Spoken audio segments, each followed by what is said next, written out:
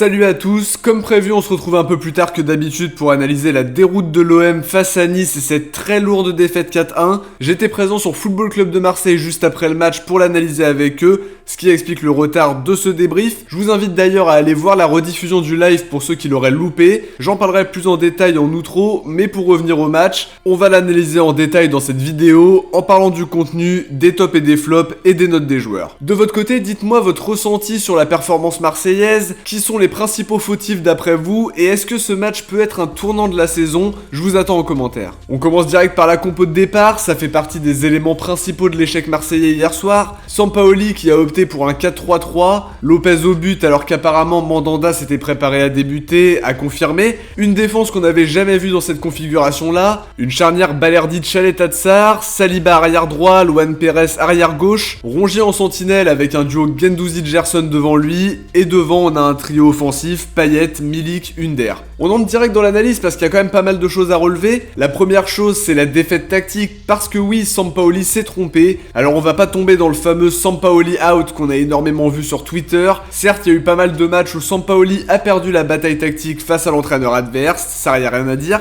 Alors on va pas tomber dans le fameux Sampaoli out qu'on a énormément vu sur Twitter. Certes, il y a eu quelques matchs où Sampaoli a perdu la bataille tactique face à l'entraîneur adverse, mais il y a eu du positif et ça c'est important de le rappeler, tout n'est pas si noir que ça, on est deuxième de Ligue 1, faut pas tout jeter à la poubelle. Mais par contre, pour revenir sur ce 4-3-3 qui n'a pas marché, il y a pas mal de choses à dire. Plusieurs joueurs n'étaient pas à leur poste, je pense à Saliba qui a eu beaucoup de galères à droite, Luan Pérez qui montre qu'il reste un défenseur axial, et on l'a vu, il a eu beaucoup de mal face à Kluivert et il passe totalement à côté de son match. Rongier était très seul devant la défense, on a perdu beaucoup de ballons par rapport à ça, et j'aurais aimé que Gerson et Guendouzi jouent plus proche de lui, même si ça devait être une consigne du coach. En termes de justesse technique, c'était beaucoup moins propre que d'habitude, on a beaucoup plus subi le pressing sur nos défenseurs et nos milieux, et derrière tu perds des ballons proches de la surface ou dans l'entrejeu quand le pressing est fait sur nos milieux. C'est d'autant plus grave quand tu joues une équipe qui est forte en transition et qui presse très bien, qui attaque, qui défend ensemble, et ça on l'a payé cash. J'ai trouvé la défense totalement perméable, je questionne bien sûr les choix, quitte à jouer une défense à 4, autant mettre Kolasinac et Lirola, ça me paraît logique. Pour le poste de milieu def, on n'avait pas forcément beaucoup d'autres choix que Rongier, avec l'absence de Gay notamment, et on se rend encore mieux compte de la dépendance à Camara, qui apporte énormément dans l'équilibre, par son anticipation, et qui a cruellement manqué hier soir. Une défense qui s'est beaucoup jetée, qui a été perméable pendant quasiment tout le match, un peu attentiste et qui se fait perforer par des différences individuelles. Un Kluivert des grands soirs, on peut ajouter aussi Danny Luc sur une séquence qui a éliminé facilement aussi, Guiri qui met le bouillon à tout le monde sur l'égalisation. Je trouve qu'on revoit le même scénario que contre Lyon, mais on sombre encore plus tôt dans le match. Contre Lyon, c'était une première mi-temps globalement intéressante, mais derrière on prend la flotte. Alors on parlait de la bataille tactique, mais il n'y a pas que ça. Dans les duels, on a manqué d'envie. Nice a fait le match qu'il fallait, mais on les a bien aidés, on leur a rendu le ballon, c'était cadeau hier soir. Et surtout, on l'a perdu à des endroits clés. Se faire éliminer en 1 contre 1, c'est vraiment très punitif, et j'ai eu cette impression qu'aucun de nos éléments défensifs n'était capable de montrer un signe de solidité. Balerdi passe à côté, Tchaleta-Tsar a été malmené tout le match, et même chose pour Saliba et Pérez qui ont beaucoup subi dans leur couloir. Une des grosses différences s'est faite au milieu de terrain, avec de la pression comme on l'a dit précédemment, et derrière ça pardonne pas. Nice fait un gros match, Thuram, Rosario, Schneiderlin par exemple, et on n'a pas su leur rendre l'appareil dans ce secteur de jeu là. On a un autre problème qui est récurrent parce que d'après moi le score reflète pas vraiment le match dans sa globalité. Alors oui, on passe à côté, mais ça justifie pas pour autant une défaite par 3 buts d'écart. Dans le contenu il y a eu des choses intéressantes, mais là où je suis encore plus en colère, c'est de revoir l'inefficacité offensive. Les occasions tu les as, tu te procures même parfois les plus franches. Les décalages pour Payet et Under qui derrière sont pas cadrés, le face à face de Bakambu, tu capitalises sur aucune et t'as des Niçois en face qui sont chirurgicaux. Ça te complique la tâche et les occasions tu les rates à des moments clés. À un partout, à 2-1 alors que t'as l'opportunité d'égaliser, au retour de la pause alors que t'aurais pu concrétiser ton entame intéressante. On le dit souvent, mais à 2-1 le troisième but il est primordial. Soit t'égalises, soit t'es mené 3-1 et là l'étau se resserre et tu te rapproches largement de la défaite. À 4-1 c'est mission impossible, la défaite est finalement à tous les niveaux. Les joueurs n'ont pas été bons,